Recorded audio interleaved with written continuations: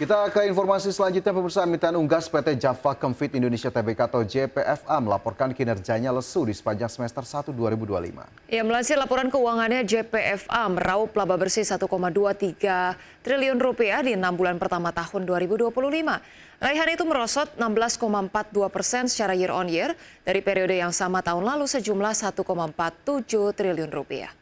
Dengan begitu total laba per saham dasar JPFA tercatat Rp106 turun dari Rp127. Dari segi top line, pemirsa, penjualan bersih JPFA juga menyusut 0,6% secara tahunan menjadi Rp27,48 triliun di semester 1 2025 dari Rp27,64 triliun di periode yang sama sebelumnya. Penurunan pendapatan dan laba bersih Java di kuartal 2 2025 disebabkan oleh melemahnya performa top line, khususnya dari segmen commercial farm atau broiler dan day old chick atau DOC. Koreksi ini dipicu oleh turunnya harga ayam pasca lebaran serta tekanan daya beli masyarakat. Di sisi lain, kenaikan beban operasional turut memberikan tekanan tambahan terhadap laba bersih perusahaan.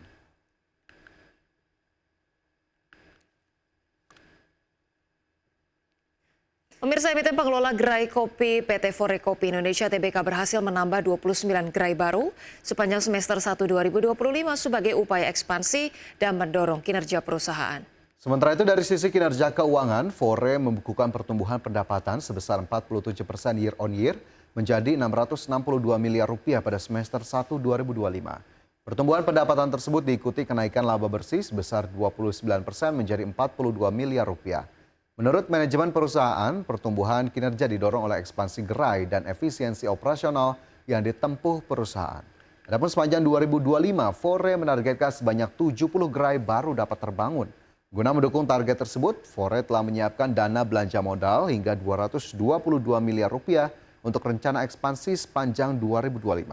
Ekspansi gerai yang agresif itu sejalan dengan rencana penggunaan dana IPO di mana sekitar Rp275 miliar dari dana IPO akan digunakan oleh perseroan untuk membuka sekitar sebanyak 140 outlet baru.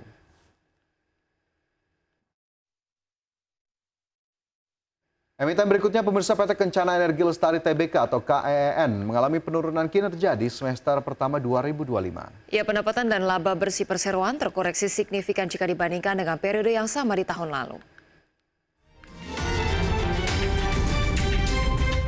Berdasarkan laporan keuangan di Bursa Efek Indonesia, KEN membukukan pendapatan senilai $18,99 juta Amerika Serikat pada semester pertama 2025 atau turun 16,05% year on year dari periode sama tahun lalu. Mayoritas pendapatan bersumber dari pihak ketiga, diantaranya pendapatan proyek konsesi $5,34 juta, bunga konsesi $8,82 juta, dan penjualan listrik $4,75 juta. Laba bruto KEN pada akhir semester pertama 2025 mencapai $16,12 juta Amerika Serikat atau turun 7,46% year on year. Laba usaha turut terkoreksi 6,83% menjadi $14,59 juta. Sementara itu, laba bersih yang dapat diatribusikan kepada pemilik entitas induk turun menjadi $8,25 juta atau susut 16,5% dari tahun sebelumnya. Di tengah penurunan kinerja, total aset KEN masih mencatat kenaikan 1,81% year on year menjadi $359,99 juta Amerika Serikat pada akhir semester pertama 2025. Dari nilai tersebut, liabilitas tercatat sebesar $157,14 juta, sementara ekuitas tercatat $202,85 juta. Sebagai sumber untuk IDXino. Pemirsa, PT Jasa Marga Tbk atau JSMR membukukan pendapatan Rp12,9 triliun pada semester 1 2025, turun 1% dari periode yang sama tahun lalu sebesar Rp13,1 triliun. Meski demikian, segmen jalan tol masih menopang pendapatan Jasa Marga. Segmen konstruksi yang menyumbang 27% dari total pendapatan turun tajam sebanyak 13% secara tahunan. Segmen lain yang menyumbang 3% ke pendapatan total juga turun 5% secara year on year. Namun berkat segmen jalan tol, pendapatan perseroan tercatat tak banyak terkoreksi. Pada semester 1 2025, pendapatan segmen ini tumbuh 5% secara tahunan dan berkontribusi sebesar 69% dari total pendapatan Jasa Marga. Margin laba operasional naik ke 36% dan margin EBITDA naik ke 47%. Akan tetapi laba bersih jasa marga turun 20,3% secara tahunan menjadi 1,87 triliun rupiah di semester 1 2025.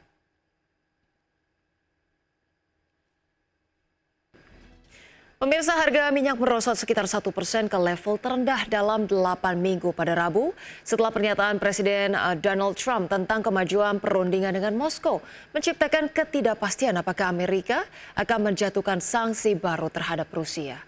Minyak mentah berjangka Brent ditutup turun 1,1% menjadi $66,89 per barrel, sedangkan minyak mentah berjangka West Texas Intermediate menyusut 1,2% menjadi $64,36 per barrel. Pergerakan itu menandai penurunan hari kelima berturut-turut untuk kedua patokan minyak mentah tersebut, dengan Brent ditutup pada level terendah sejak 10 Juni dan WTI di posisi terendah sejak 5 Juni, di mana pada Rabu Trump mengatakan utusan khususnya Steve Witkoff membuat kemajuan besar dalam pertemuannya dengan Presiden Rusia Vladimir Putin. Sementara Washington melanjutkan persiapannya untuk menjatuhkan sanksi sekunder pada Jumat. Trump mengancam sanksi tambahan terhadap Moskow jika tidak ada langkah yang diambil untuk mengakhiri perang di Ukraina.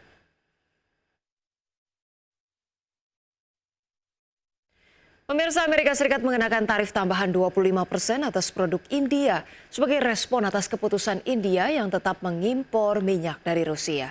Tarif baru tersebut akan membuat bea masuk atas sebagian produk ekspor India ke Amerika Serikat melonjak hingga 50%. Presiden Amerika Serikat Donald Trump mengenakan tarif tambahan 25% atas produk India sebagai respon atas keputusan New Delhi yang tetap mengimpor minyak dari Rusia. Tarif baru tersebut akan membuat bea masuk atas bagian produk ekspor India ke Amerika Serikat melonjak hingga 50%. Salah satu yang tertinggi yang pernah dikenakan Amerika Serikat kepada mitra dagangnya. Kebijakan ini diumumkan pada Rabu 6 Agustus dan berlaku mulai 21 hari setelah tanggal 7 Agustus. Langkah tersebut menandai eskalasi serius dalam hubungan dagang antara dua negara demokrasi terbesar di dunia setelah perundingan perdagangan menemui jalan buntu. Gedung Putih belum memberikan pernyataan terkait kemungkinan tindakan serupa terhadap negara lain seperti China yang juga mengimpor minyak dari Rusia. Namun para analis menilai keputusan ini sebagai kemunduran paling signifikan dalam hubungan kedua negara sejak Trump kembali menjabat pada Januari lalu. Sektor-sektor ekspor utama India seperti tekstil, alas kaki, perhiasan, dan batu mulia diperkirakan paling terdampak. Pada tahun 2024, total ekspor India ke Amerika Serikat mencapai hampir 87 miliar rupiah. Langkah ini sekaligus mencerminkan perubahan drastis dari hubungan hangat antara Trump dan Perdana Menteri India Narendra Modi saat keduanya bertemu Februari lalu. Berbagai sumber untuk IDX. Ya, pemirsa, selanjutnya dari pergerakan bursa global. Pemirsa, bursa Wall Street berakhir di zona hijau pada perdagangan Rabu dipimpin oleh Nasdaq yang melonjak lebih dari 1% seiring dengan penguatan saham Apple dan beberapa emiten menyampaikan laporan keuangan yang optimistis. Pada perdagangan Rabu, indeks Dow Jones Industrial Average ditutup menguat 0,18% ke level 44.193. Kemudian indeks S&P 500 naik 0,73% menjadi 6.345 dan indeks Nasdaq Composite melesat 1,21% ke level 21.169. Sementara itu, pemirsa, bursa saham Eropa ini relatif flat karena saham kesehatan terdampak ancaman terbaru Presiden Donald Trump untuk mengenakan tarif lebih tinggi pada impor farmasi. Indeks acuan Eropa Stock 600 ditutup turun 0,06% ke level 541,07, sedangkan bursa regional utama menghijau. Di antaranya adalah indeks DAX Jerman yang menguat 0,33% ke posisi 23.924. Kemudian indeks FTSE 100 Inggris naik 0,24% ke level 9.164.